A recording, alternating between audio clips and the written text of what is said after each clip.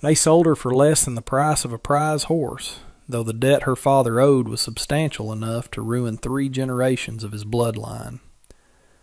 Leanne walked toward the weathered white clapboard of the church, the Wyoming sun beating down on the back of her neck like a physical weight. She was 19 years old, and she was terrified, though her face remained a mask of porcelain stillness. She did not wear the white lace and cotton typical of the frontier brides. Instead, she was dressed in the red cheong sam her grandmother had stitched in a province far across the ocean, a garment meant for joy, but now serving as a beacon of her isolation. The silk, vivid as fresh blood against the dusty beige of the high desert, clung to her frame, marking her as distinct, foreign, and entirely vulnerable. Mr. Greaves, the man who had brokered this transaction to settle the gambling debts of a dead man, gripped her elbow with bruising force. His fingers dug into the tender flesh of her arm, steering her not like a woman about to be wed, but like livestock being driven into a pen. The heat was suffocating, the air thick with the scent of sagebrush and dry earth.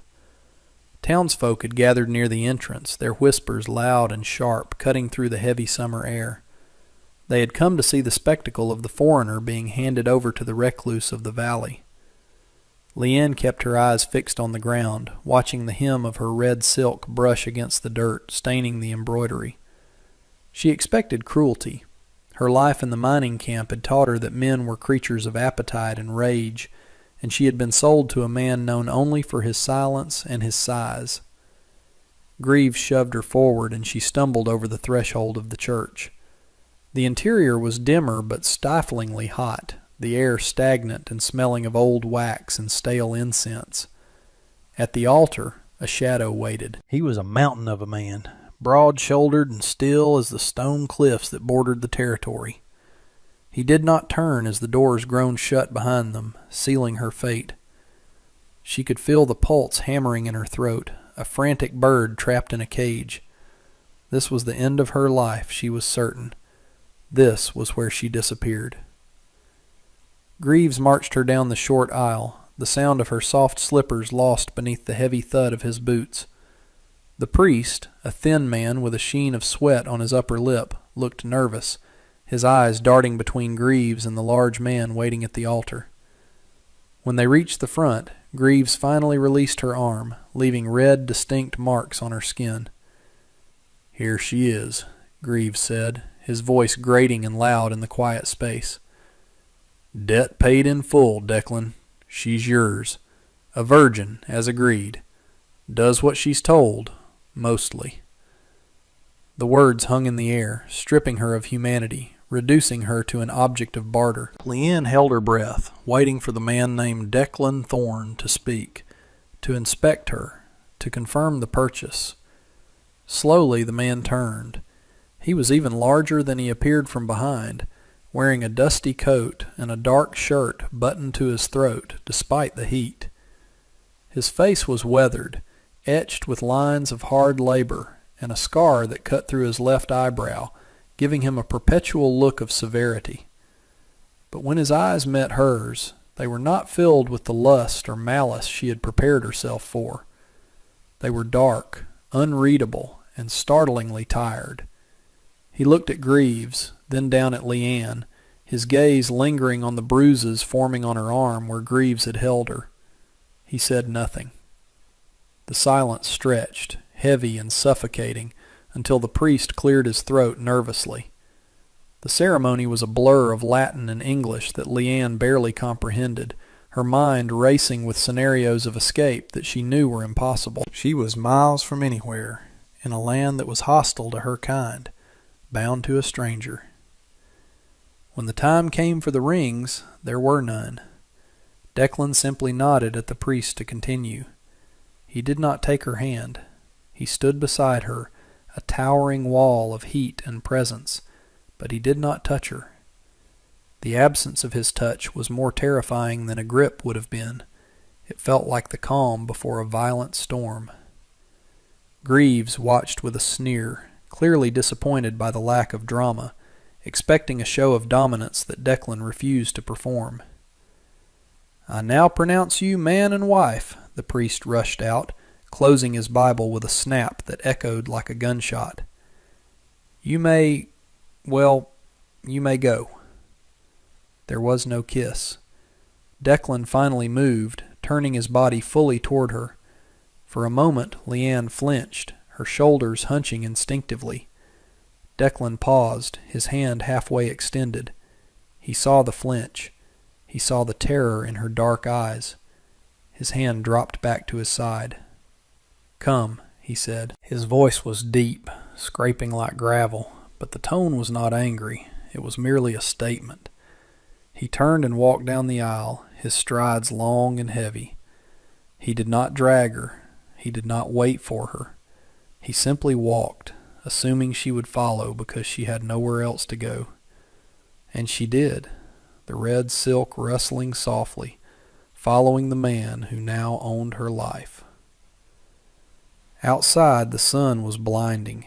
The crowd had dispersed somewhat, bored by the quick and quiet ceremony, but a few lingered to watch them leave. Declan climbed onto the seat of a buckboard wagon, the wood bleached gray by the relentless sun. He didn't offer a hand to help her up, but he didn't shout at her to hurry either. Leanne climbed up the side, her movements stiff with dread, settling onto the hard wooden bench as far away from him as the seat allowed.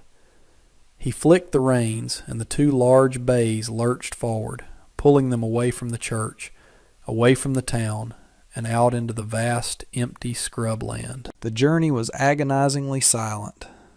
The heat radiated off the ground in shimmering waves, distorting the horizon. Dust kicked up by the horse's hooves coated her skin and the vibrant red of her dress, muting its color, making her look like a ghost of the woman she had been an hour ago. She stole glances at him. His profile was rigid, his eyes fixed on the trail ahead. His hands, large and scarred, held the reins with an easy competence. He was a man capable of violence. She could see it in the way he carried himself, the coiled strength in his arms. But he remained completely silent. He didn't ask her name. He didn't tell her the rules of his house. He didn't gloat about the bargain he had struck. The silence began to grate on her nerves, twisting her fear into a sharp, nauseating knot in her stomach. Why didn't he speak? Was he savoring the anticipation? Was he planning something so terrible that words were unnecessary? The landscape grew wilder, the flat plains giving way to rocky foothills and dense patches of pine. They were climbing higher, moving into isolation so profound that if she screamed, the sound would simply be swallowed by the trees. The sun began to dip lower, painting the sky in bruised shades of purple and orange, a beautiful backdrop for a nightmare. Every bump in the road sent a jolt through her spine.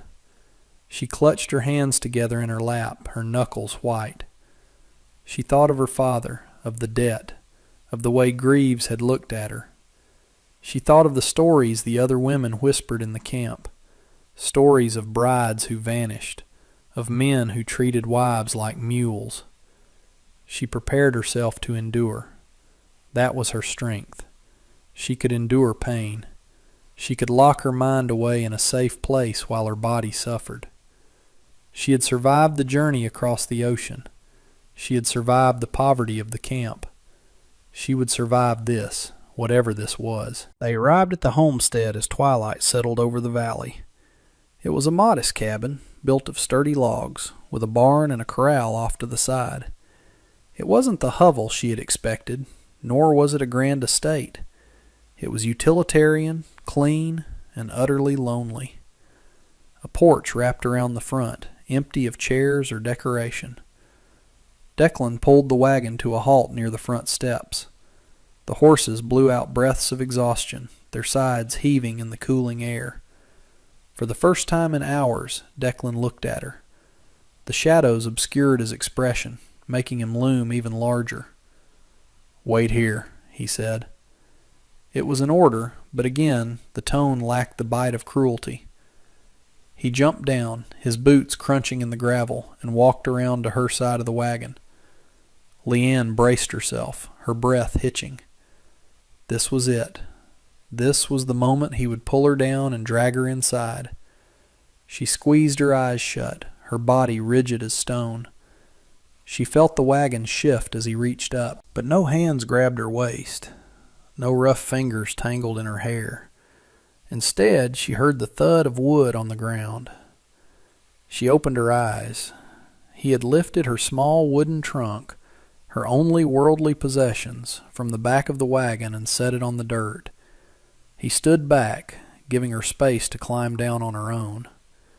He was watching her, his brow furrowed slightly, as if she were a puzzle he couldn't quite solve. Leanne scrambled down, her legs trembling so badly she almost fell.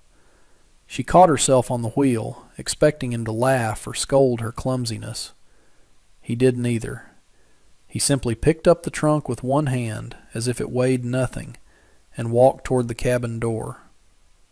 "Inside," he said over his shoulder. She followed, her heart pounding against her ribs like a hammer. The door creaked open, revealing a dark interior. He stepped in, and she followed him into the belly of the beast. He set the trunk down and moved to a table, striking a match. The flare of light was blinding for a second before he touched it to a kerosene lamp. The golden glow washed over the room, revealing a space that was surprisingly tidy. A rough-hewn table, 2 chairs, a cast-iron stove that radiated a faint heat, and a narrow cot in the corner. Leanne stood by the door, hugging her arms around herself. She was waiting for the violence. It was night now. They were alone. The transaction was complete. This was when a husband claimed his rights. She watched him, her eyes wide and dark, tracking his every movement. Declan hung his hat on a peg near the door. He ran a hand through his hair, which was dark and matted with dust. He looked at her, really looked at her, for the first time since the church. The lamp cast deep shadows across his face, highlighting the scar and the exhaustion in his eyes. He took a step toward her, and she took a step back, her back hitting the wooden door. The sound was sharp in the quiet room. Declan stopped immediately. He raised both hands, palms out, in a gesture of surrender. It was so unexpected that Leanne blinked, confused. "I'm not going to hurt you," he said. The words were low, rough, but clear. He lowered his hands slowly. "You think I bought you." It wasn't a question.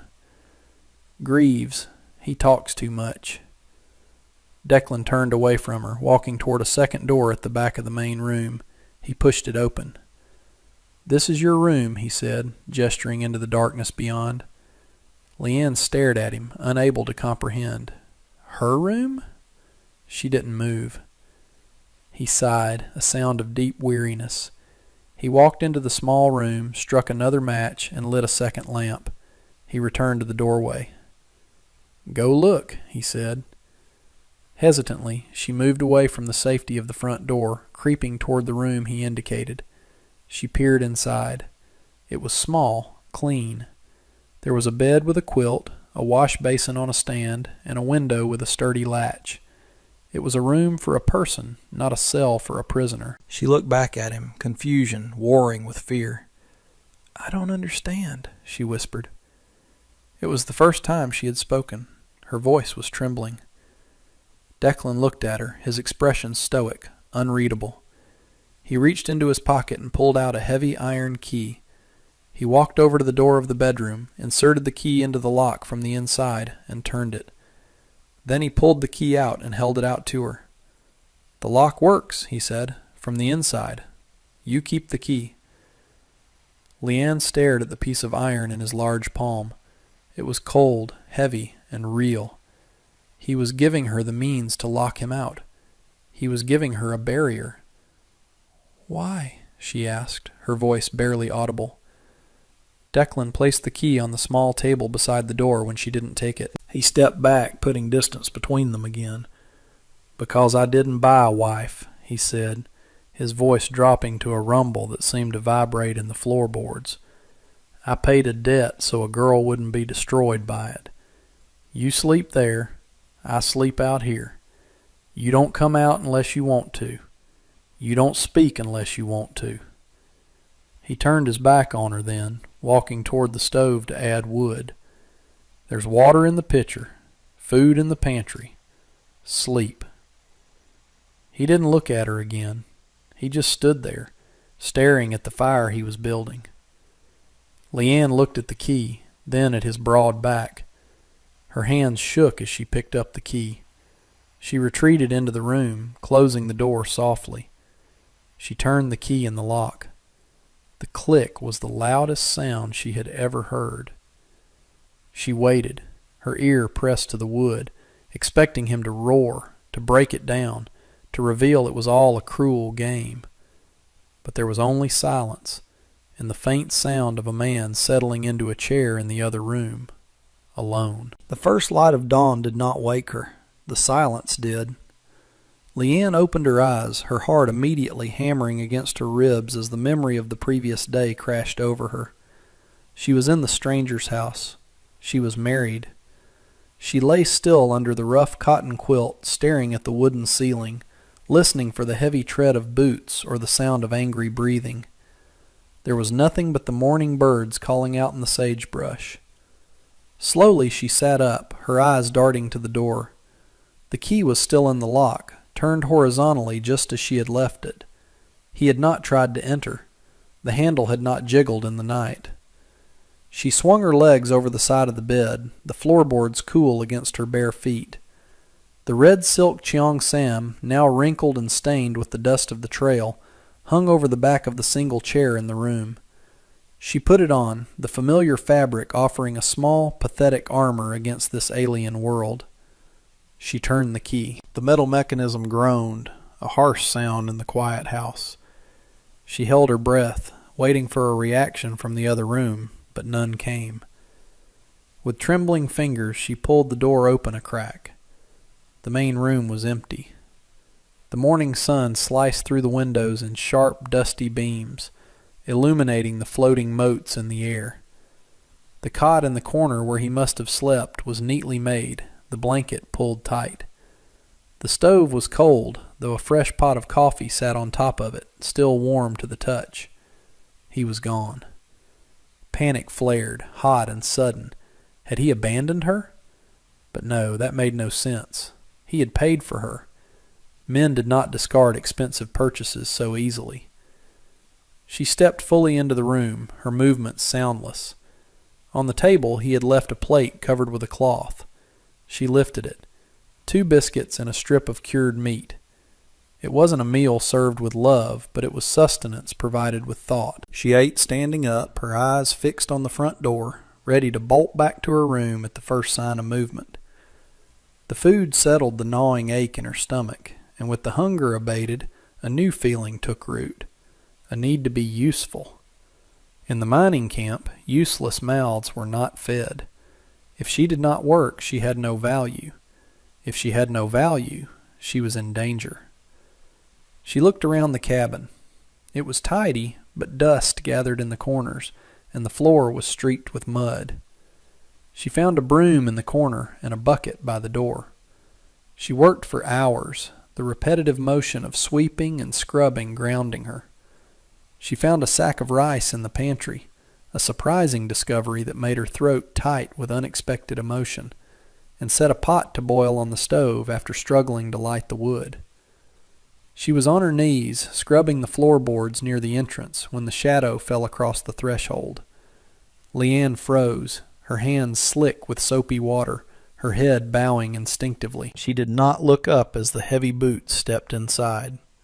Declan stopped. She could feel his gaze on her, heavy and silent. He didn't speak immediately. The silence stretched, filled only by the bubbling of the pot on the stove. "You don't have to do that," he said finally. His voice was just as she remembered, low, gravelly, devoid of anger. She kept her eyes on the wet wood. "I must," she whispered. "I eat your food." He walked past her, his presence like a physical wall moving through the room. He went to the stove, sniffing the air. "Rice," he murmured. He turned to look at her, crouching down so he wasn't towering over her. It was a gesture of accommodation she hadn't expected. "Get up, Leanne."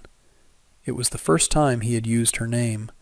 It sounded strange in his accent, the vowels elongated, but not disrespectful. She stood slowly, wringing her hands in her apron. "You are not a servant," he said, his eyes searching hers, "and you are not a prisoner. If you clean because you live here, not to pay me back." The days bled into a rhythm that was as predictable as it was terrifyingly fragile. Summer in the territory was a brutal physical thing. The heat was a weight that pressed down from a cloudless blue sky, drying the earth until it cracked. Leanne learned the boundaries of her new world. She learned that the creek ran cold and clear 100 yards from the house, and that the horses, massive beasts that terrified her, would nuzzle her palm if she offered them apple peels. She learned that Declan spoke rarely, his words rationed like water in a drought. He would leave before dawn to tend the herd or mend fences, and return only when the sun was bleeding into the western horizon. They ate dinner in silence, the only sound the scrape of forks on tin plates. He never touched her. He never crossed the threshold of her room. At night she locked her door, and he slept on the cot. It was a strange, suspended existence, a marriage of ghosts living in the same house. But the fear began to change, morphing from sharp terror into a watchful curiosity. Who was this man who possessed the strength to crush her, but the restraint to leave her be? One afternoon the heat broke with a violent suddenness. Clouds the color of bruised plums rolled over the mountains, bringing a wind that whipped the sagebrush flat against the earth. Leanne was in the garden patch Declan had tilled for her, trying to save the struggling tomato plants from the gale, when she heard the sound of hoofbeats. They were fast, aggressive, not the rhythmic trot of Declan's horse. She stood up, shielding her eyes against the stinging dust. A rider appeared over the ridge, a man she didn't know, wearing a long duster and a hat pulled low. He wasn't Declan. Fear, cold and sharp, spiked in her chest. She dropped her basket and ran toward the house, but the wind was against her. The rider saw her. He whooped, a high, ugly sound, and spurred his horse toward her, cutting off her path to the porch. He reined the horse in hard, the animal rearing slightly, hooves churning the dirt just feet from where she stood frozen. "Well now," the stranger shouted over the wind, his teeth yellow in a bearded face. "Greaves said the recluse bought himself a china doll, but I didn't believe it." Leanne backed away, her heart battering against her ribs. She looked toward the barn, but Declan was miles away, checking the south fence. She was alone. The man swung down from his saddle, his boots hitting the ground with a thud that vibrated through the soles of her shoes. He grinned, stepping toward her. "You don't look like much," he sneered, looking her up and down in a way that made her feel naked. "Cost a lot, did you? Maybe I should see if he got his money's worth." He reached for her. Leanne scrambled back, tripping over the hem of her dress, falling hard onto the dirt. He laughed, a dry, rasping sound. But the laugh died in his throat. A crack echoed through the wind, sharp, unmistakable. A bullet kicked up the dirt less than an inch from the stranger's boot. Leanne gasped, turning her head. Declan stood on the porch, his rifle raised, his face a mask of terrifying calm. He had returned early. He didn't shout. He didn't threaten. He simply worked the lever of the rifle, chambering another round. "Get on your horse," Declan said. The voice was not loud, but it cut through the wind like a knife. The stranger held up his hands, backing away, his bravado evaporating instantly in the face of Declan's stillness. "Just being neighborly, Thorne," the man stammered. "Get on your horse." Declan didn't blink. The man scrambled into his saddle and galloped away without looking back. Declan lowered the rifle. He didn't watch the man leave. He looked at Leanne, still on the ground. He set the rifle against the rail and walked down the steps, extending a hand. This time she didn't flinch. She took it. His grip was rough, calloused, and incredibly warm. He pulled her to her feet, his eyes scanning her for injury. "Go inside," he said softly. "Storm's coming." That evening the storm raged against the cabin, rain lashing the windows like handfuls of gravel. The temperature had plummeted, and Declan had built a fire in the stove that roared with comforting heat. The incident with the stranger hung in the air between them, unspoken but heavy. Leanne sat at the table, mending a tear in one of his shirts. Her hands were steady now. The fear that usually sat in her throat had receded, replaced by something warmer, something that felt dangerously like trust. Declan sat opposite her, cleaning the rifle. The smell of gun oil and wood smoke filled the room. He moved with a precision that was hypnotic, his large hands dismantling the deadly mechanism with gentle efficiency. He hadn't asked if she was okay. He had simply ensured she was safe. That action spoke louder than any poetry she had ever heard. She looked up from her sewing, watching the firelight play across the scar on his forehead. "Why?" she asked. The word was soft, barely audible over the rain, but Declan's hands stopped moving. He didn't look up immediately. He slid the bolt back into place with a metallic click.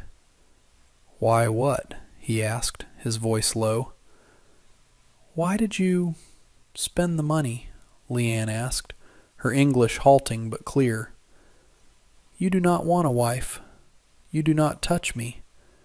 You do not want service. That was much money. For nothing." Declan set the rifle down on the table and finally met her gaze. His eyes were dark pools, reflecting the flames.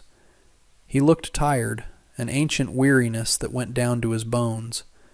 He leaned back in his chair, the wood creaking. "I had a wife," he said. The confession hung in the air. Leanne stayed very still. "Years ago, before I came here." He looked at his hands, turning them over as if reading a map in the calluses. "She was in debt. Not money. Trouble. I could have helped her. I hesitated. I thought there was more time." He looked at the window where the rain was a black sheet against the glass.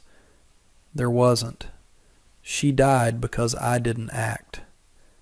He turned his gaze back to Leanne, and the intensity of it took her breath away. "I saw you in that church. I saw the way Greaves held your arm. I saw the look in your eyes." He paused, searching for the words. It was the same look she had. Fear. And I had the money this time. I didn't buy you, Leanne.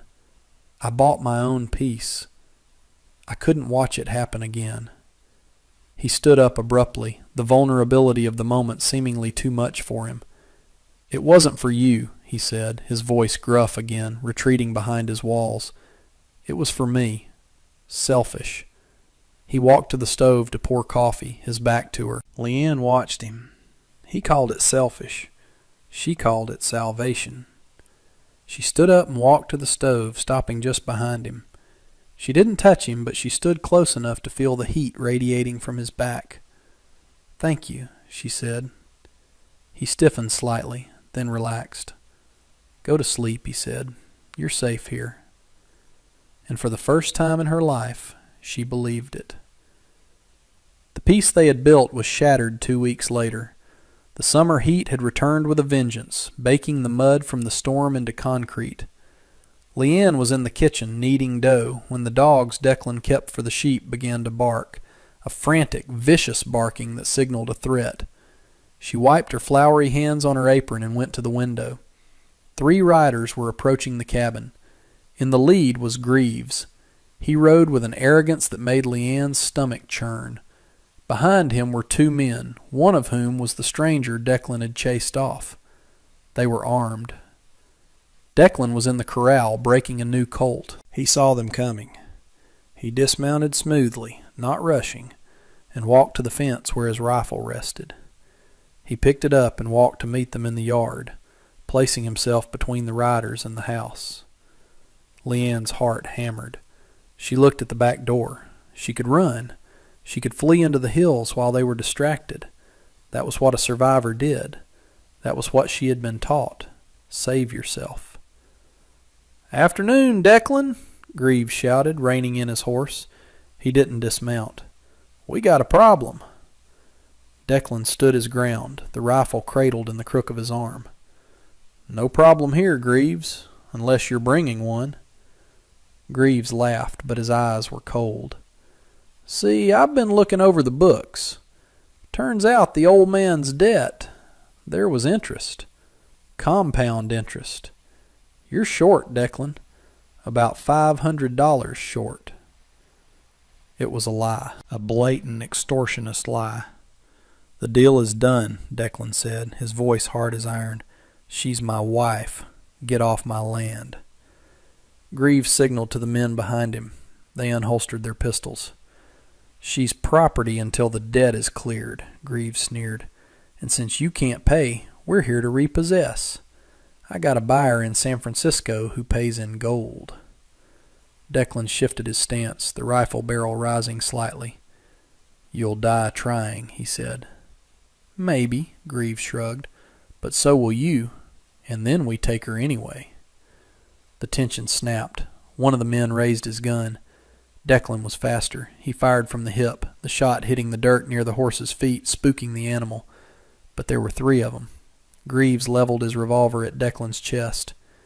"Drop it, Declan. I don't want to kill you, but I will." Declan didn't move. He was going to die. He was going to die for her. Leanne looked at the heavy iron key on the table. She looked at the back door. Then she looked at the shotgun hanging above the mantel, the one he had showed her how to load, just in case of wolves. She didn't think. She moved. She grabbed the heavy weapon, the wood smooth against her cheek, and kicked the front door open. "Greaves!" she screamed. The sound tore from her throat, raw and furious. The men turned, startled. She stood on the porch, the shotgun leveled at Greaves's chest. She was shaking, but the gun was steady. "Leave," she commanded. "Leave or I kill you." Greaves looked at her, then at the massive bore of the shotgun. He looked at Declan, who had used the distraction to aim his rifle directly at Greaves's head. The balance of power had shifted. They could kill Declan, but Leanne would kill Greaves first. The gambler did the math. He sneered, holstering his gun. "Crazy bitch," he muttered. "Keep her then. She's not worth the bullet." He wheeled his horse around. "Let's go." They watched until the dust cloud from the riders disappeared over the ridge. Declan didn't lower his rifle until they were gone. Then he turned to look at the porch. Leanne was still standing there, the shotgun heavy in her arms, her chest heaving. She felt like she might vomit. She had almost killed a man. She had chosen to fight. Declan walked toward her. He climbed the steps slowly. He reached out and gently took the shotgun from her trembling hands, setting it aside. He looked at her, his eyes wide with a mixture of shock and something else. Respect. "You could have run," he said. It was a statement, not a question. "You had time." Leanne looked up at him, her chin trembling but high. "I am not property," she said, her voice shaking. "I am wife." The word felt heavy, significant.